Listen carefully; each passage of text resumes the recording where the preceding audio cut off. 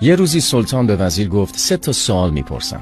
فردا اگر جواب بدی هستی، اگرم جواب ندادی حذف میشی. سوال اول، خدا چی میخوره؟ سوال دوم، خدا چی میپوشه؟ و سوال سوم، خدا چه کار میکنه؟ وزیر از اینکه جواب سوالا رو نمیدونست ناراحت بود. وزیر غلام فهمیده و زیرکی داشت. به غلامش گفت سلطان 3 تا سوال از من پرسیده، اگر جواب ندم برکنار میشم. اینکه خدا چی میپوشه، چی میخوره و چه کار میکنه.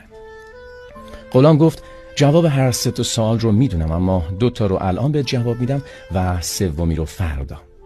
اما اینکه خدا چی میخوره، خدا غم بنده هاشو میخوره، و اینکه چی میپوشه، خدا عیب بنده هاشو میپوشونه. اما پاسخ سومت رو اجازه بده تا فردا بهت بگم. فردا وزیر و غلام پیش سلطان میرن و وزیر به 2 تا سوال جواب میده. سلطان میگه درسته، ولی بگو جوابا رو خودت گفتی یا کسی کمکت کرد؟ وزیر میگه این غلام من آدم فهمیده‌ایه، جوابا رو اون به من داد. سلطان هم میگه پس لباس وزارتت رو در بیار و به این غلام بده. غلام هم لباس نوکری رو در میاره و به وزیر میده. وزیر به غلام میگه جواب سوال سوم چی شد؟ غلام گفت هنوز نفهمیدی خدا چه کار میکنه؟ خدا در لحظه‌ای غلام رو وزیر میکنه و وزیر رو غلام.